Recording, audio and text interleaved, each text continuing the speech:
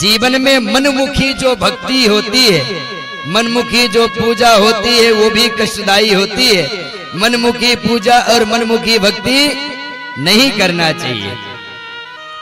ये प्राचीन बरही जो है महाराज कई यज्ञ किया, लेकिन हर एक यज्ञों में जीवों की बलि देता गया, जीवों को मारता गया।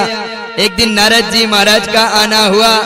नारद जी महाराज आए और नारद जी महाराज ने सुंदर उपदेश दिया है और अभिज्ञात और पुरंजन की कथा को सुनाया है।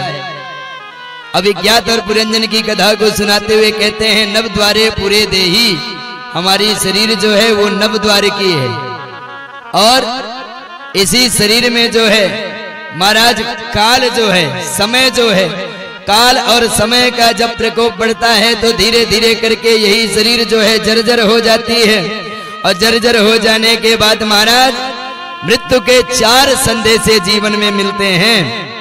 पहला संदेशा मृत्यु का मिलता है कि भगवान जो है आंखों में दिखना कम हो जाता है। पहला संदेशा भगवान ने ये दिया कि देख तेरे आंखों में दिखना कम हुआ, बाहर की खूब सांसारिक दृष्टि को प्राप्त करके खूब संसार का चटक मटक देखा, अब मैं तेरे अंदर बैठा हूं, अब तू मुझे देख। और दूसरा वर्णन आता है भगवान की लीला का कि भगवान जो है मौत की दूसरी घंटी बजती है तो दांत तोड़ देते हैं। खूब भगवान खाया है, खूब 56 भोग खाया है, अब तू एक काम कर, अब एक कार्य कर, तू अब चुपचाप दलिया पी और मेरा भजन कर। अंतो गुत्वा महाराज वर्णन आता है भगवान की लीला का।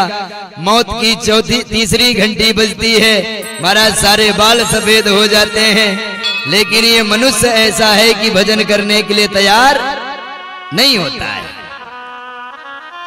दांत टूटते हैं महाराज, जैसे दांत लगवा करके आता है और 16 साल के बच्चे को फैल करता है।